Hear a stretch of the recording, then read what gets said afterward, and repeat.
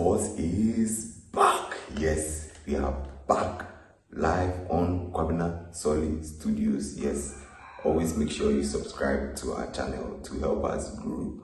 And I am your regular sports show host, Yao Leonard, bringing you updates from last night's Champions League games. So a total of 9 games were played last night. Yes, 2 games for the early kickoff and then 7 games for the 8 p.m. kickoff. Let's get in and see how each match came out. So in the early kickoff games, we had Pafos facing off Villarreal and then Karabakh facing off with Chelsea.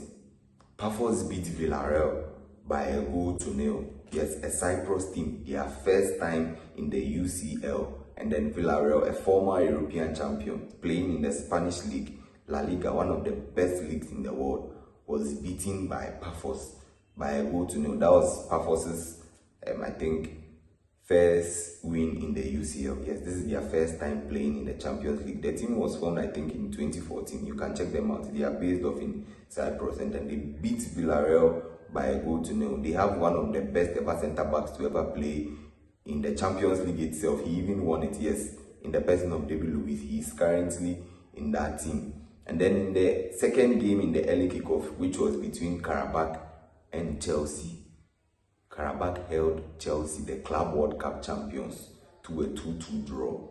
2-2 draw, you heard me right. They held Chelsea to a 2-2 draw. A team based in Azerbaijan held the Club World Cup champions, Chelsea, playing in one of the best leagues, England. England is even the best league in the world, the most watched league in the world. And then they were held to a 2-2 draw by Karabakh, a team based off in Azerbaijan. It wasn't a shocking result, but then it wasn't a poor performance from Chelsea too. Yes, they rotated their team, so I think that might have caused their draw in this game. Yes, they started off well. Estaval got his second Champions League goal before Karabakh equalized, and then they equalized due to a horrendous defending by Jaro Hato. Well, I feel this is his first time playing the UCL for a big club, so he was a bit shaky, but then with time he will learn. Yes, with time he will learn and then continue to play well. He then also caused the penalty before they led 2-1 before halftime, before Chelsea through Alejandro Garnacho, gunman. He equalized for Chelsea 2-2. Chelsea knocked, but then they couldn't win the game. Yes, so they had to take the draw. And then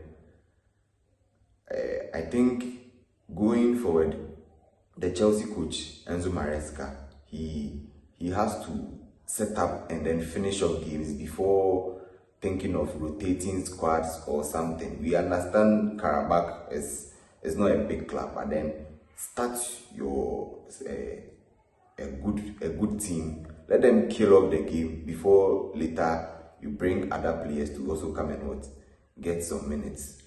Moving on, we'll be looking at the 7 games that came off for the 8 p.m. kickoff. Yes, let's get in. So in the 8 p.m. games, we had Ajax facing off with Galatasaray, Benfica facing off Leverkusen, Club Brugge facing off Barca. Yes, last year's semi-finalists, last UCL semi-finalists, sorry. Inter, the finalists, facing off with Kairat Almaty, a team from Kazakhstan. And then City facing off with Dortmund, Newcastle facing off with Bilbao, and then Marseille facing off with Atalanta. Yeah, Atalanta from Italy. So Galatasaray beat Ajax by 3-0. Of late, this Ajax used to give us some good performances in the UCL, but of late it is looking bad. They've played 4 games and they've lost all 4 games. Yes, they have lost all 4 games. Ajax, that beat Real Madrid some time ago, they had a very golden squad and then sold off all those players. Currently, their squad is average, is even below average. Yes, they lost to Galatasaray by 3-0 yesterday. Osimhen really bullied them. Leverkusen also beat Benfica by a goal to nil. Benfica have also lost all 4 games after sacking their coach and then appointing the special one, Jose Mourinho. Yes, they have still not won a game in the UCL. Club Brugge also held Barcelona to a 3-3 draw. I'll come back to that. Yes. Inter had a narrow win against Kayat Almaty. And then City, as usual, they beat Dortmund by 4-1. Newcastle, they are also performing very well in this season's Champions League. Yes, they beat Bilbao by 2-0. Atlanta also beat Marseille by 1-0. Let's get into the Barca game. Yes, that's where I have a little bit of interest. Barca, with this team they have, no, I don't think they can win the Champions League. Some of their fans were saying Hansi Flick sold them dreams, but now it's looking like it's looking like a lost dream. Yes, they are lost in their own dreams.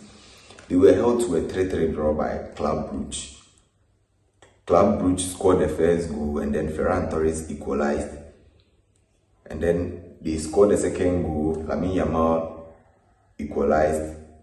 They scored the third goal before they scored an own goal again to make the match 3-3. Yes, they gave Barca a hell. They really stressed Barcelona yesterday. They stressed Barcelona yesterday. With the kind of defense Barcelona is having, it's going to be difficult to win the Champions League. Yes, they would have to go back, regroup, and come again. Maybe it will take a miracle for them to win the UCL, but with this squad, I doubt. They have a sharp midfield, a sharp attack, but their defense is very bad. Club Brugge even scored a goal in the dying minutes, but then VAR cancelled that goal. If not, they would have lost that game yesterday.